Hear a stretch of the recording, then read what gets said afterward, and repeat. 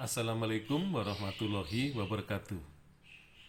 Sejarah nasional Indonesia yang diterbitkan tahun 1975 dianggap sebagai karya yang diterbitkan secara tergesa-gesa,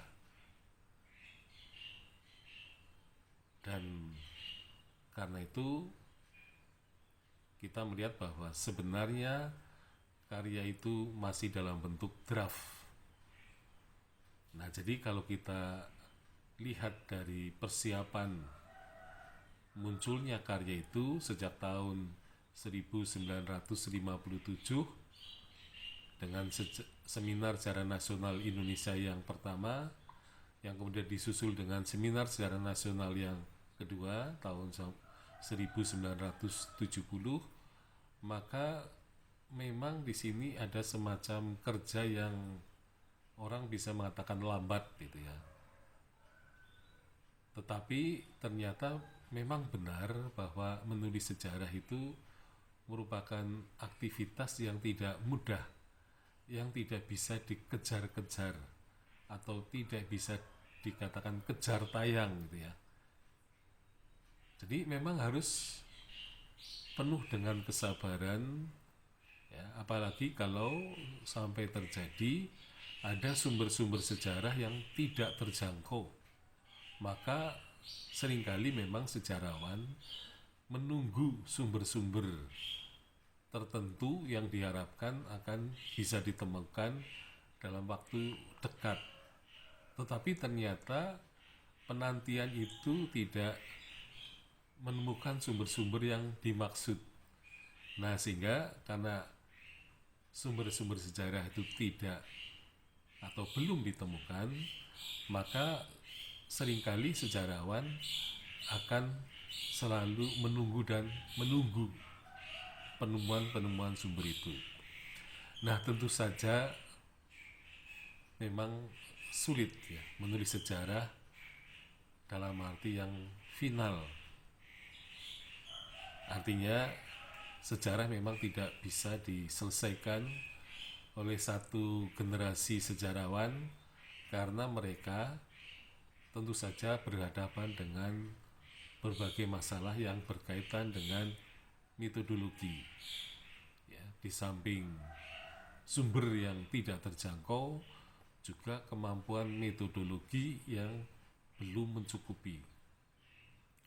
Nah, sebagai sejarawan yang bekerja untuk tataran awal mula atau dari tataran nol, di mana di situ pengalaman-pengalaman penelitian yang bersifat mandiri belum terbiasa dilakukan, maka sejarawan tentu akan merasa canggung ya untuk melakukan penelitian itu. Dan kalau kecanggungan itu ditambah dengan semacam keharusan harus cepat, misalnya harus bisa bekerja cepat, maka seringkali karya yang dilahirkan adalah suatu karya yang berbau ketergesa-gesaan. Kita bisa melihat contohnya pada zaman sekarang ya, ketika penulisan sejarah hari jadi pada lokalitas-lokalitas itu seringkali dipercepat ya, terutama atas permintaan dari sponsor, terutama sponsornya adalah pemerintah kabupaten atau pemerintah daerah tingkat 2 yang meminta kepada sejarawan untuk menulis sejarah dengan secepat-cepatnya, karena hasilnya akan diperingati juga secepat-cepatnya. Nah, oleh karena itu yang terjadi, maka karya sejarah hari jadi ini seringkali ya tidak sesuai dengan tuntutan metodologis. Nah, sehingga karyanya itu benar-benar dianggap sebagai karya yang tergesa-gesa dan kualitasnya tentu saja tidak terjamin. Nah, apa yang disebut dengan metodologis atau tuntutan metodologis? Jadi, para sejarawan mestinya memang harus menguasai ya, teori-teori sejarah, teori-teori yang berkaitan dengan peristiwa-peristiwa itu. Karena teori-teori ini dipakai sebagai pisau analisis yang tentu saja akan selalu terkait dengan ilmu-ilmu bantunya. Jadi teori-teori yang lain seperti teori-teori ilmu sosial, teori ya yang zamannya Sartono dulu, teori-teori sosial, ilmu-ilmu sosial ini dianggap sangat penting gitu ya. Tetapi ternyata dalam perkembangan di kemudian hari, teori-teori sosial ini tidak cukup untuk menjadikan pisau analisis yang tajam. Ternyata juga membutuhkan analisis dari teori-teori ilmu-ilmu budaya. Jadi ilmu budaya dengan ditambah ilmu-ilmu sosial, maka sejarah akan menjadi semakin kuat analisisnya, dan kemungkinan juga nanti perlu pisau analisis dari ilmu-ilmu alam, karena sejarah memang tidak bisa dilepaskan dari lingkungan fisik ya. Jadi secara bertahap lingkungan fisik itu penting, kemudian disusul dengan lingkungan sosial, kemudian lingkungan budaya ya, dan lingkungan binaan, sehingga sejarah akan memerlukan bantuan tidak hanya ilmu-ilmu sosial, ilmu-ilmu budaya, tetapi juga ilmu-ilmu fisik. Nah, dengan pisau analisis yang sebanyak itu, maka sejarah Indonesia akan tentu saja hasilnya lebih baik atau lebih berkualitas daripada yang diterbitkan pada tahun 1975. Jadi memang kalau kita lihat kembali ke belakang, karya tahun 1975 ini memang aromanya masih aroma draft gitu ya.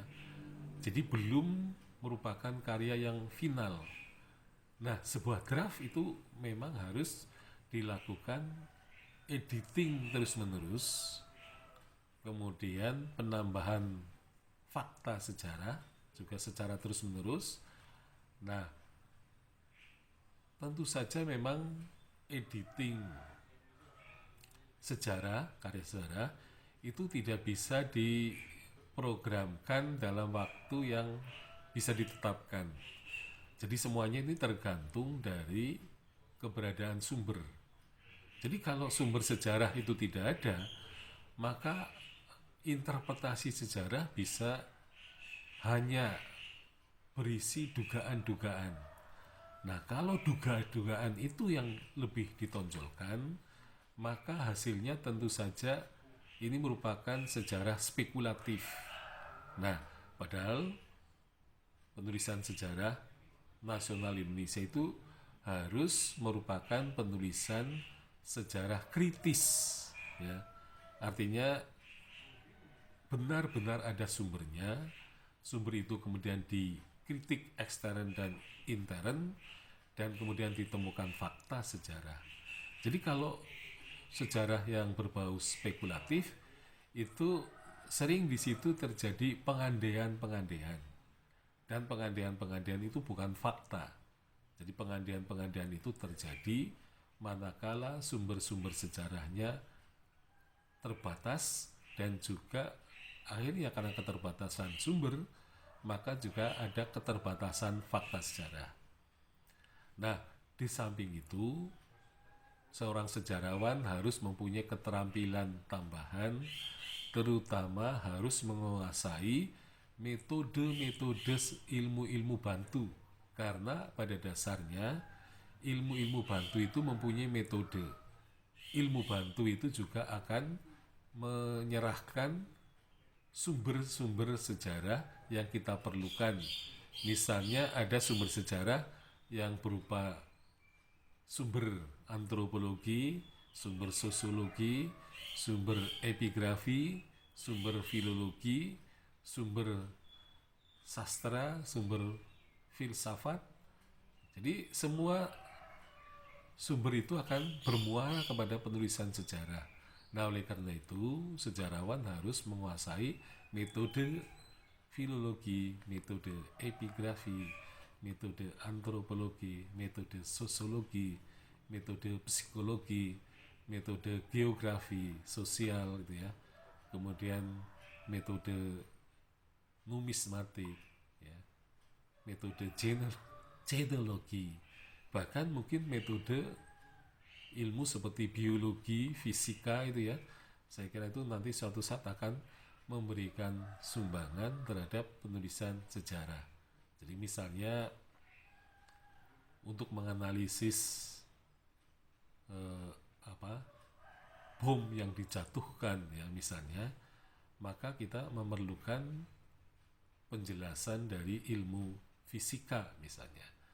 Jadi sejarawan di kemudian hari akan mendapat tuntutan-tuntutan metodologis yang lebih berat daripada generasi sejarawan masa kini. Sekian, Assalamualaikum warahmatullahi wabarakatuh.